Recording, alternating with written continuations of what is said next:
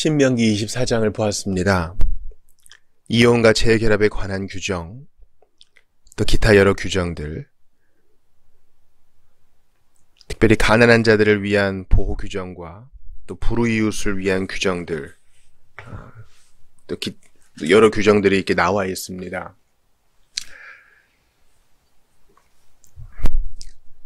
이러한 규정들을 오늘날 적용할 때에 한 가지 키워드를 좀 마음에 새기면 좋겠어요. 그것은 배려입니다. 배려. 신자로서 우리는 배려하며 살아야 되겠어요. 이 신자는 누구를 말합니까? 예수 그리스도로 말미암아 공로 없이 죄사함 받아 하나님의 자녀가 된 사람, 바로 그 사람의 외적 특징, 빛된 삶의 특징이 바로 배려가 되어야 한다는 것입니다.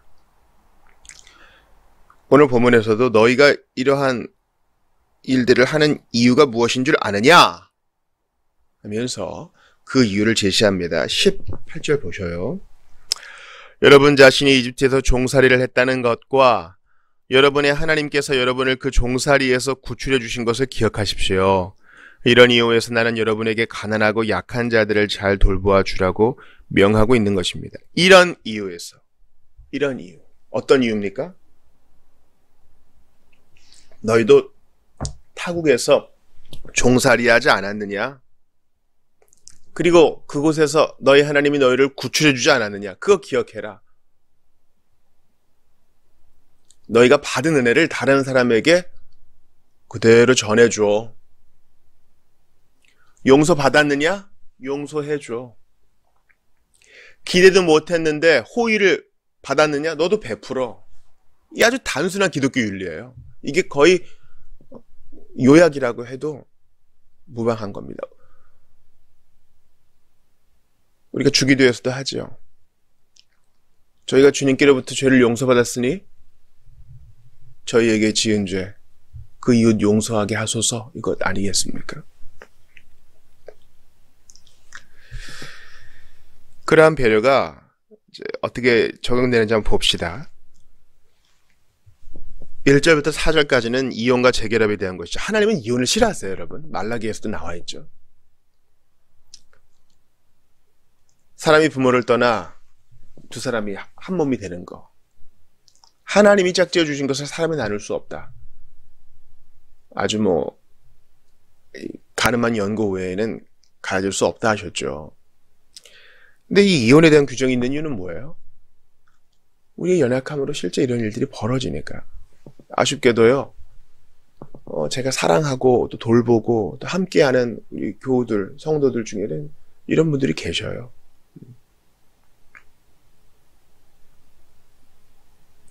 이것도 배려입니다, 여러분.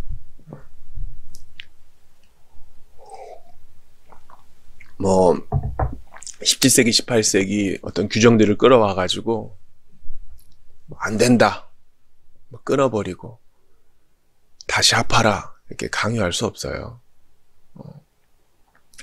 물론 이제 서신서의 말씀을 빗대서 그렇게 할 수도 있겠으나 이 일들이 이혼 증서, 다시 합하지 말아라, 재혼한 경우에 다시 합하지 말아라, 이런 경우 이런 규정을 하는 이유가 뭡니까? 우리의 연약함 때문에 그런 거죠.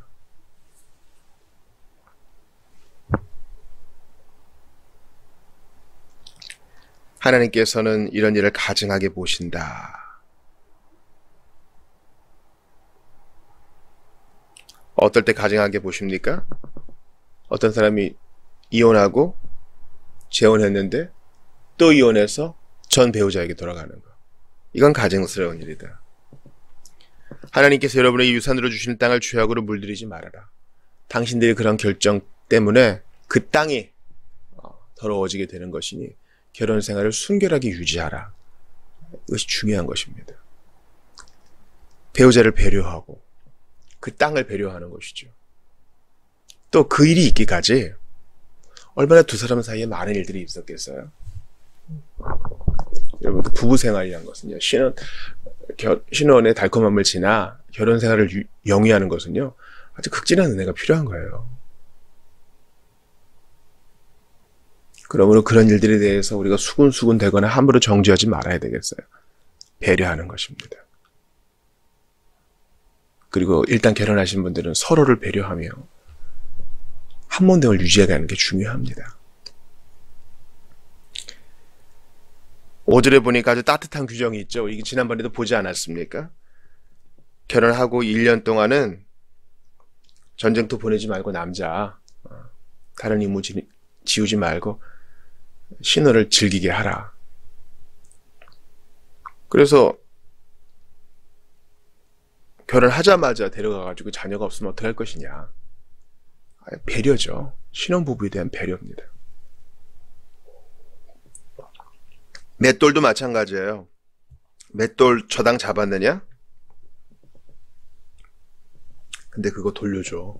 그건 안 돼. 그거는 당장 먹는 것과 관련되는 거잖아. 당시 사람들은 이제 맷돌로 곡식을 갈아서 그걸 음식을 해 먹었을 거예요. 오늘날처럼 무슨 다 정리되어 있는 그런 곡물을 사는 게 아니라. 배려죠. 이웃에 대한 배려. 오늘날 우리가 적용한다면 어떻게 되겠어요? 어떤 사람에게 문제가 있는데 밑도 끝도 없이 전기를 탁 끊어버리고 그래서 되겠느냐 이런 겁니다. 인간다움에 대한 존중은 있어야 되지 않겠느냐. 또 7절에 보니까 유괴는 안 된다. 이런 사람 반드시 죽여야 된다. 유괴는 뭡니까? 무슨 목적이 있어가지고 한 사람의 자유를 뺏어버리는 거잖아요. 인간 자체에 대한 존중과 배려가 없는 것이다. 또 악성 피부병, 이걸 보통 이제 나병이라고 하는데 이건 범위가 넓습니다. 성경에서 말하는 나병은 훨씬 더 범위가 넓어요. 모든 피부병을 거의 다 나병이라 그래요. 미리암이 예를 들면서 제사장이 가르쳐준 지침대로 하라. 이 악성 피부병도 여러 사람에 대한 배려죠. 옮을 수 있으니까요. 가난한 자들에 대한 보호 규정도 아주 구체적으로 나와 있습니다. 돈을 꿨는데 안 갚아? 네 인간들 하면서 집에 들어가서 값 나가는 걸 다 싸질러 갖고 나오지 말아라 이겁니다. 그 사람들 뭐가 되겠느냐? 그 사람들이 직접 골라서 담보물을 너한테 맡기게 해. 이웃에 대한 존중과 배려죠. 또 가난한 사람이라면 밤에는 돌려줘. 그 겉옷 덮고 자야 될 거 아니냐? 그것 때문에 하나님께 그 사람이 널 위해 기도하면은 너 복을 받게 될 거야. 그러니까 돈 안 갚은 건 안 갚은 것이고 배려는 배려대로 해. 하나님이 복 안 주면 너 어떻게 그 재물 다 유지하겠느냐?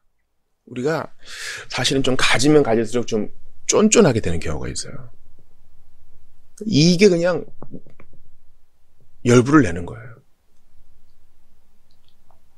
그래서 결정적일 때 이제 본심이 드러나죠. 내가 돈을 얼마나 썼는지 아느냐, 뭐 이러면서. 모든 걸 다 돈으로 보면 사람이 괴물이 됩니다, 여러분. 그 돈보다 이루 가치를 다 헤아릴 수 없는 더 소중한 영혼이 있어요. 어떤 경우에라도 이웃에 대한 존중과 배려만큼은 거두시면 안 됩니다. 예수 믿는 사람은 그래야 돼요. 왜냐하면 하나님이 죄인된 우리를 존중하시고 배려하셔서 오늘까지 구원하시고 인도하신 거 아니에요? 가난한 품꾼 고용할 때 외국인이든 이스라엘 사람이든 그 품꾼의 권리 짓밟지 말아라. 이 품꾼들은 뭐 월급도 아니고 주급도 아니고 일당이죠. 그러니까 집에 돌아가기 전에 빈손으로 돌아가게 하지 마.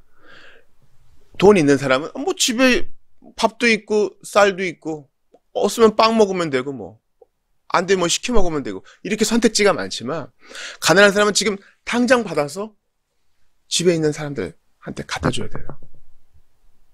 다른 사람이든 존중과 배려죠. 그 사람 입장에서 한번 생각해 보는 겁니다. 여러분 우리 모두가 다 처지가 다르기 때문에 이거 노력해야 돼요. 자연스럽게 안 됩니다. 입장을 바꿔놓고 생각하는 것은요 노력과 의도가 필요해요. 저 사람 저러네. 우리 교회도 여러분 지금 AA 모임이 9개 열리고 있고 그래서 드나드시는 AA 선생님들 있잖아요. 또 우리 모임에 참석하시는 분들도 있고요. 여러분께 분명히 말씀드릴게요. AA 참석자들, 알코올 중독자들은요, 정신병이에요, 그거는. 영혼의 치명타를 입은 거예요. 중추신경의 치명타를 입은 거예요. 생각과 사유와 판단을 우리가 똑같다고 생각하시면 안 돼요. 멀쩡하게 뭐 단주하고 10년도 지내시는데요. 여러분, 한 번 타격을 입은 중추신경이 회복되는 게 쉽지 않아요. 그래서 저렇게 반응하는 거를 이해하고 배려해줘야 돼요. 그 사람 입장에서 생각해 봐야 돼요. 뇌에 치명타를 입을 만큼 술을 마셨구나. 얼마나 괴롭겠는가. 그렇게 병동에 있으면서 가정이 깨어졌구나. 얼마나 힘들겠는가. 그 입장을 헤아려 본다면 우리가 함부로 판단할 수 없어요. 그걸 질병으로 생각해야 돼요. 멀쩡한 사람이 뭐 술 하나 먹고 그래? 저도 옛날에 그런 생각했거든요. 우리의 연약함으로 말미암아 되어진 거잖아요. 다시 첫 번째 절 보면은 이혼에 대한 얘기 있죠. 그거 옛날 사람들은 잘만 살았더만 그걸 못 견디고 이혼을 하고 그래? 여러분, 그렇게 따지면 한두 끝도 없어요. 이미 되어진 것에 대해서는 받아들여야 돼요. 이 세상에 제일 바보가 누구예요? 옛날 일 자꾸 들춰내서 만약에 그랬다면 계속 얘기하는 사람. 바보예요. 마귀는 과거에 집중하게 한다 그랬죠. 마귀는 죄책감과 수치심 가지고 장난한다 그랬잖아요. 우리가 마귀처럼 행동하고 생각해서는 안 돼요. 주님은 바로 지금 앞을 바라보며 긍정적으로 나아가라고 하시는데 우리는 자꾸 뒤를 돌아보게 만들어요. 그러면 안 돼요.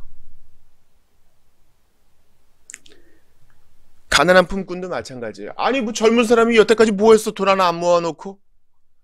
아니요. 현재 지금 그가 가난한 건 사실이잖아요.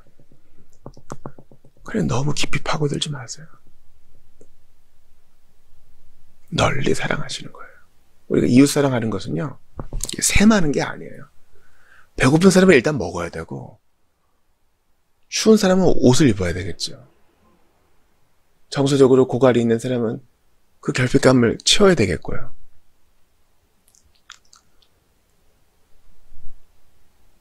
이것은 복지에 대한 얘기까지 다 포함될 수 있기 때문에 여기까지 하겠습니다.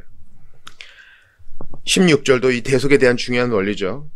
나의 죄에 대해서는 내가 책임질 것이 다른 사람이 책임지는 거 아니다. 함무라비 법전에서는 대신 죽어주는 게 나와 있지만 주님은 누군가 죽을 죄를 졌다면 각자가 그 죄에 대한 책임을 져야 된다 그럽니다.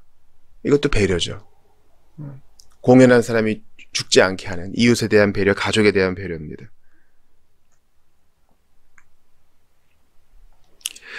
특별히 17절 이하부터 외국인 고아 과부가 계속 반복됩니다. 17절에 외국인 고아 과부가 나오고요. 19절에 외국인 고아 과부가 나옵니다.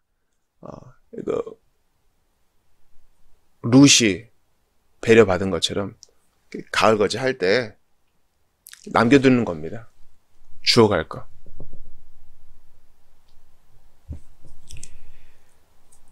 또 올리브나무 수확할 때도 마찬가지죠. 외국인 고아 과부가 따을 수 있는 거 남겨둬라. 또 포도원 수확할 때도 외국인 고아 과부 남겨둬라. 그래서 또 얘기합니다. 여러분 자신이 이집트에서 종살이 하던 일 잊지 말아라. 여러분, 외국인 고아 과부는 뭐가 없어요? 외국인은 일단 조국이 없어요. 무슨 일인지 모르지만 집을 떠나왔어요. 가족이 없어. 고아는 뭐예요? 부모가 없어. 이거 치명타죠. 부모가 없다. 부모가 없다는 건 보통 일이 아니에요. 어른이 없다. 내가 살면서 어른의 보호를 받지 못하며 살았다. 이건 보통 일이 아니라고요. 과부는 뭐예요? 그 당시의 기준으로 봤을 때 남편이 없어요. 오늘날에는 싱글로 잘 할 수 있는 환경이지만 그 당시에는요, 어떤 여인에게 남편과 아들이 없다. 이거는 사회에서 매장당하는 거예요. 가장 천시받는 집단에 속하게 되는 겁니다. 이런 사람들 경홀히 여기지 말아라. 존중하라. 배려하라. 왜냐면 너희도 그렇게 살지 않았느냐. 이집트에서 종살이 할 때. 여러분, 우리가 죄와 허물로 죽었을 때 우리가 고아와 과부와 외국인이었어요. 하나님 나라에 속하지 않았으니 외국인이었죠. 고아였죠. 하나님이 우리 아버지가 아니었으니까 고아였죠. 또 과부였어요. 왜냐면 교회에 속해서 예수 그리스도를 남편 대신 예수님의 보호를 받지 못했으니까요. 이거 우리라고요. 죄와 허물로 죽었던 것을 잊지 말아라. 비신자였을 때 하나님의 보호 밖에 있었던 거.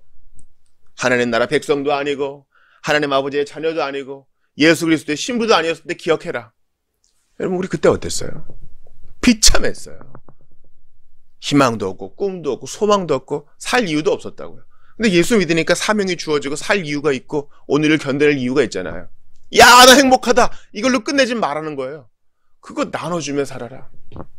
우리가 소액이지만 뭐 튀르키예, 시리아에 구호금 보내지 않았습니까? 우리가 할 수 있는 게 있어요. 이웃을 초청해다가 차 한 잔 나눌 수 있잖아요. 반찬 하나 만들어다가 방문에다가 전달할 수 있잖아요. 전화할 수 있잖아요. 여러분 오늘 2월의 마지막 날이죠. 저는 뭐 전화 몇 분 못 쓰거든요. 그래도 마지막 달 되면요. 통화 많이 남으시잖아요. 전화 좀 하세요. 거의 대부분은 다 무제한 쓸 거예요. 우리 10대들은요. 제발 전화 좀 하세요. 아유 주일에 못 뵀어요. 무슨 일 있으세요? 잘 지내시죠? 친구랑은요. 전화기가 뜨거워질 때까지 통화하면서 우리 지체들 안 돌봐요. 전도 대상자 안 돌봐요. 마음이 약한 이웃 안 돌봐요. 이런 일이 있을 수 있어요. 왜 그래요? 잊어버리기 때문에. 여러분 자신이 이집트에서 종살이 하던 일 잊지 마십시오. 우리가 뭐 날 때부터 신자였던 것처럼 날 때부터 잘 살았던 것처럼 자꾸 잊어버려. 우리가 전쟁을 잊지 말아야 되고 과거에 우리나라가 주권이 침탈되었던 건 잊지 말아야 되는 이유가 여기 있어요. 역사를 잊어버리면 아주 오만방자하게 돼요. 나라 자체가요. 그 오만방자함의 분위기는 전 국민에게 다 교육이 되는 것입니다. 그러면 안 돼요. 잊지 않게 하는 게 바로 교육이에요. 우리도 계속 하나님 말씀을 배우는 이유가 거기 있어요. 야, 우리가 그랬구나. 이제 우리가 어떻게 살아야 되겠는가. 오늘날 우리가 남겨두어야 할 곡식들, 다 따서는 안 되는 열매들 있지 않아요? 우리가 나눌 게 있어요. 뭐 물가가 오르고 뭐 금리 오르고 그래도 우리가 나눌 게 있다고요. 일단 우리 공간을 나누고 있잖아요. 교회적으로는요. 근데 이것만 나눌 수 있는 게 아니에요. 목사님 저는 뭐 은퇴해서 뭐 시간도 뭐 돈도 없고 그래요. 시간은 나눌 수 있잖아요. 시간 많으신 분이 있어요. 자유가 있는 분 있잖아요. 돈을 나눌 수도 있고요. 내 물건을 나눌 수도 있고요. 옷을 나눌 수도 있고요. 우리 동네에 구들이 있잖아요. 내가 쓰던 거 기증할 수도 있고요. 믿는 사람으로서 할 수 있는 일은 무궁무진해요. 중요한 것은 우리가 기억을 못하는 데 있어요. 그러니까 오늘 본문이 단순히 이웃을 배려하라, 존중하라라는 어떤 도덕적 잔소리가 아니에요. 구원 받았느냐? 이집트에서 종살이 하는 데서 구원 받았느냐? 그러면 합당하게 살아. 옛날에 너의 처지와 같은 모습을 하고 있는 자 끌어안고 살아. 사람 대접하며 살아. 우리도 마찬가지입니다. 허물과죄로 죽었던 너 이제 하나님 자녀 됐지? 안 믿는 사람들 향해 마귀 새끼라고 하지 마. 사람으로 배려해. 존중해. 나눠줘. 네가 계산해. 손잡아줘. 방문을. 여러분 이게 회복되면 우리는 엄청난 부흥을 맛볼 수 있어요. 교회 안에서만 두 손 들고 찬양하는 게 목적이 아니라 나가서도 따뜻한 이웃이 되는 거예요. 지금 에즈베리 뭐 대학교에 부흥이 있다면서요. 지켜봐야 돼요. 참으로 좋은 일이지만 지켜봐야 돼요. 뭘 지켜봐야 되냐고요?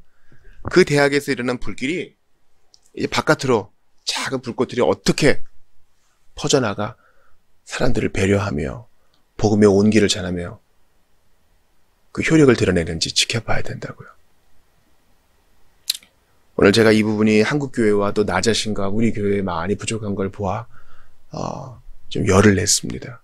우리 모두가 다 주님 앞에서 내가 어떤 은혜를 받았는지 기억하면서 초심을 되잡아 뜨뜻한 마음으로 주님을 섬기고 따뜻한 마음으로 이웃을 배려하며 섬기는 창의적으로 그렇게 주님께 영광 돌리는 우리 모두가 되실 수 있기를 주의 이름으로 축원합니다.